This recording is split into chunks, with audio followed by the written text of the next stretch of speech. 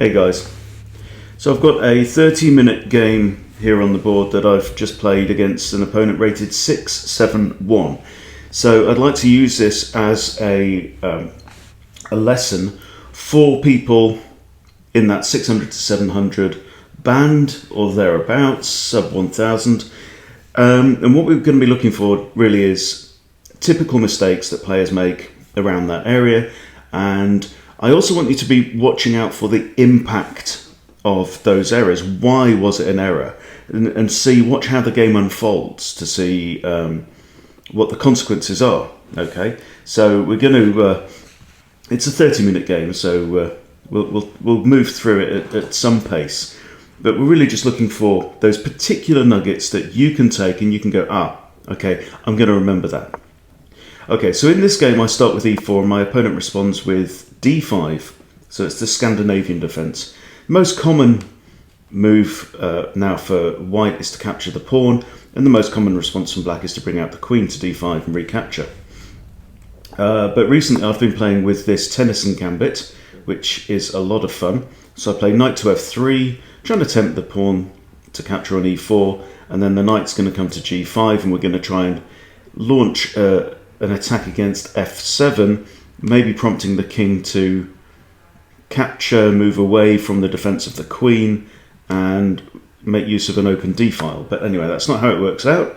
Pawn does capture, we do have knight to g5, and now black plays queen to d5, which I don't think I've seen right now. So I do have options. I could play h4 to defend the knight. I can't bring the knight back here to f3 because of the pawn, and I don't really want to bring it back to h3. So one other option is to move the d-pawn, either to d3 or d4, and with a discovered defense by my dark square bishop. So I figure I can play d3, because if pawn takes now, I can recapture with my bishop, thereby recapturing. I'm still safe, the knight is still protected by the dark square bishop, and I get to develop a piece at the same time. So it means this pawn that has already made 1, 2, 3 moves would then be removed from the board, leaving me with 2 minor pieces developed, and black with a queen in the middle of the board that could easily get hit by a knight. So black declines the capture and instead plays f5. Now, the f pawn is known as the forget about it pawn for good reason, because when you move your f pawn, you open up this square, and then there are potential attacks. So, my queen could come dive in right now with check. It wouldn't work in this instance because black has g6, kicking the queen back, and getting a nice pawn chain on the light squares there, but it is an issue, and I think that moving your f-pawn this early on in the game, it makes it much more difficult for black to castle kingside, and also opens up attacks. So I don't believe in this move right now. I don't think it's a particularly strong move. So I come out with knight to c3, obviously kicking black's queen. Now, bringing your queen out very early in the game can open you up to these kinds of risks, where you simply kick the queen around the board, developing pieces as you go. And what black is in danger here of falling a long way behind in development. And when you fall a long way behind in development, you end up with fewer options on the board. There's fewer squares that you can access, there's fewer squares that your pieces can use, and your opponent, because they've got more pieces further forward towards your position, can have a lot more attacking opportunities as well. So queen moves across to e5 now. So you can see I'm already ahead, right? I've got a development lead, and also black's pawn structure is already starting to look flimsy. So my next move is bishop to e3. Now, obviously I'm developing a minor piece, and potentially giving myself the opportunity to castle queenside. Now black develops a knight, which is a decent move, adding a second defender, third defender to this pawn on e4. And I push my queen forward to d2. So it's defending this bishop, it's defending this knight, which it wasn't previously. And now my king could castle queenside if it wanted to. Black now plays another pawn move, h6. So note that he's only got 2 pieces developed and I have 4, right? So one thing that I see beginners do a lot, which it's very common, is making unnecessary pawn moves. Now this isn't a terrible move. I mean, it's kicking the knight away, but the knight isn't, maybe you could argue, isn't a major threat at this point.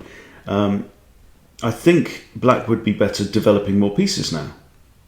Maybe push this pawn, try and get this bishop out into the board. Yeah, so pawn moves, you can never take them back. Pawns can't move backwards. So, I mean, I could have just moved the knight back to h3, but I decided that actually f4 now hits the queen again, so it's going to force the queen to move. Now, I did figure that with moving f4, because I'm moving 2 squares, knight does have the option of e takes f3 en passant. But if that is the case, I can recapture with my knight, taking my knight out of harm's way and hitting the queen again. So black doesn't choose that option, just simply moves the queen away. So that, look how many times this queen has moved. That can happen a lot when you move your queen too early. So now I take my knight out of harm's way to h3, and it's going to come back probably to f2. And now we have another pawn move, which is it's not terrible. I mean, this bishop can now fianchetto on b7, bring out the knight, castle the king there to c8. It's not terrible, but it's not, there's still 3 minor pieces left at home there. Now I decide to capture on e4. I don't mind if black wants to exchange queens now. I can recapture with my bishop, and then I can castle, and I've got a completely open d-file with my rook straight already on the d-file. So that gives me definitely attacking possibilities. So we have a pawn and a knight potentially attacking that piece. So I've just captured. If knight captures, I can capture with a knight, and pawn recaptures. And then also, you'll notice that black's going to end up with doubled pawns on the e-file. And this is a consequence of pushing these pawns far forward quite early on. Okay, so I capture, black captures now with the pawn, with doubled and isolated pawns on e, and now I castle. So now I've got a rook and a queen in line with black's queen. Now the bishop fianchettos to here, but notice that this pawn, for as long as it stays on e4, is going to be hampering that bishop's ideas and possibilities to some extent. I develop my final minor piece now with check, and now my development is complete. Okay, I have managed to develop my pieces while forcing black to defend. Okay, so black still has 1, 2 minor pieces left to develop and still hasn't castled his king. Right? There are reasons why we say that opening principles are get your minor pieces out into the board. And in order to do that, you need to resist making too many pawn moves, and you need to resist bringing your queen out too early. Because every move that you take means that there's other things that you can't do. Right? And every time that I've hit this queen and made it move, then that's using one of black's precious early moves that black then cannot use to develop and to get the king to safety. So pawn pushes forward to c6. That's not a problem for me. The reason why I threw in this check, yes, it's developing my bishop, but I also wanted to prompt black to move the pawn forwards, putting it in the face of this bishop, and also making it a lot more difficult now to castle the king to there, because it's just opening up the space. Okay, so the pawn moves and I just drop my bishop right back. Now Black moves his bishop that he's just fianchettoed to b7, moves it again to a6. Why? What's the point of this move? I could just snatch it off and exchange and force the knight onto the edge of the board. And now this queenside area, you'll see, is looking very, very exposed for the king. So where's the king going to go? How is the king going to get safe? So I ignore that threat and I proceed with my development. So you might say that centralizing your rooks is very often the final stage of development. Okay. Now I noticed that I don't want to exchange queens at this point because black has these doubled and isolated pawns. So there's no pawn for black on the f file or on the d file. Okay. So these pawns right now can't defend each other, cannot be defended by another pawn, cannot defend another pawn. They are very bad pawns. Now, if I was to exchange queens, black could then recapture with e7, and then suddenly black now has a string of potentially 5 pawns. So if that pawn captures and then moves forward, you know, I'm restoring black's pawn structure, and I don't want to do that. So now look at this now. 3 moves from black, 1 bishop move, pawn, 2 bishop moves, 3rd bishop move. Okay, so with each, this bishop has now had 3 moves invested in it. Okay, and at the same time, that bishop and that knight have suffered because they have not had a move. They've not moved off the back rank. So now I snatch off the bishop, which gives me the opportunity, it basically forces black to double another pair of pawns. So now he's got double pawns on B and on E. Now I snatch off the queen, allowing the pawn to recapture because I already had this this potential capture here. Okay, so now I can capture. Now I've got 2 attackers on d6. Knight comes out, and this is a basic tactical error, right? So I mean, it is quite difficult to defend, but I now have 2 defenders against this pawn. Attackers. Black only has 1 defender, right? When there are more attackers than defenders, you can proceed with capture. I mean, I guess black could have moved his king there to d7 or even rook to d8 to defend the pawn. Neither is ideal, but you also don't want to be losing a central pawn at this point in the game. So I capture, black recaptures, and I capture the bishop. Okay, so I'm a pawn up, but more importantly, look at my structure. Got nice 3 pawns down there on the queen side where my king is. I've got another 3 here. So all I have to do is to push g3, and these pawns are looking nice and safe. Compare now black's pawns. There's a world of difference. So he's got a pair of pawns here, a pair of pawns there, and 1 very isolated fellow there on e4.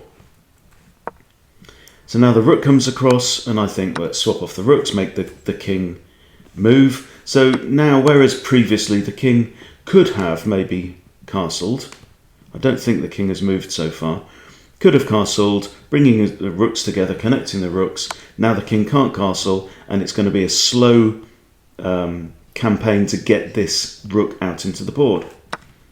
So king recaptures, and I just push g3, shoring up these pawns and making life easier. Okay, black comes in with an attack on the bishop. Wide open board, I'd like to keep my bishop. Bishops like open boards, so I move forwards where it's attacking this pawn and the rook behind it. Rook now moves to h7, and now I start to re-maneuver my knight round. So now I've got 2 attackers against this solitary pawn. Black pushes g5, and I swap off. So that kind of counter-attack was really pointless. I mean, it does open up, I suppose, the routes, a route for the rook to capture on h2, but I go ahead and grab the pawn. Rook now moves across. So this is kind of a pin. So if this knight were to move now and capture the pawn, rook takes rook puts black suddenly in a very good position. So I can't allow that. So what I need to do is either So the knight right now is defended, but the rook behind it is not defended. So I simply move my king to d2, which means that now I could capture the pawn, and if rook takes rook, king takes rook, and I've just won another pawn. So knight comes in, and I capture the knight, pawn recaptures, splitting up these two pawns, and now look at black's pawn structure now. Okay, so I've got 3 joined together and 2 joined together. Black has 3 isolated pawns, individual pawns. They're going to be very, very hard to defend for the rest of the game. So I grab off that one with my bishop. A6 is played, but yeah, this is a blunder. This is simple blunder. I've got 2 attackers against the rook. Okay, now technically the rook has 2 defenders as well. So I'm not going to come out ahead in pieces, not going to win any pieces through this exchange, but if I can take a rook with a bishop, bang, in the endgame, why not? And now we've simplified down to a rook against the knight, and my rook can zip around the board. It can go anywhere it wants to on the board, right? This knight is going to be very, very slow, and look at where black's pawns are. One's over the queen side, one's almost all the way over the king side, right? White, on the other hand, so I've got a 3 against 1 pawn majority on the queen side. I've got a 2 against 1 pawn majority on the king side. This game is completely and utterly won. So now I just bring my rook forward. I'm attacking these pawns. Black has no way of defending it, really. So right now, what I decide to do is simply simplify the game. It's completely one position. I didn't need to swap off the rook, but I thought it would be interesting for the purposes of a lesson to go into an ending, but it's completely winning, right? I could win on either side of the board, just depends where I want to put my king. And this pawn on the c file in particular has a completely clear path. The A and B pawns, A could get stuck behind or in front of black's A pawn. The B pawn could potentially be captured. And likewise on this side of the board, the G pawn could get stuck. The H pawn could theoretically get captured. However, the C pawn is completely unopposed. There's no pawn on the B file, there's no pawn on the D file. So it would be very simple for me just to shepherd that pawn up the board. And we start making a few moves here. But after this, black realises that the game is completely lost and simply resigns. So there you go. If you are in that 500 to 800 kind of range, this should be useful for you. So main points are really, really looking after your pawn structure. Beginners make too many pawn moves thinking it's a cheap move. It's not a cheap move. Pawn moves cannot be taken back, so only make them when there's a very good reason to do so. Secondly, don't move your queen out too early. I don't think the Scandinavian defence is very sound for beginners to play. It's quite tricky, and particularly if you play d5, e takes d5, and then queen takes d5, then you've got knight to f3 is going to kick the knight to c3 is going to kick the queen, and yeah, it's just a way to start the game on the back foot when you're already playing with the black pieces. Not a good idea. Other than that, basic tactics: counting attackers and defenders, trying to keep your pieces coordinated so that everything is defended. Look out for what's undefended, look out for what's under-defended, and if you do that on every move, it will stand you in good stead. So there you go, quick lesson for 600 to 700 and thereabouts. Hope you've taken some points from it. See you soon.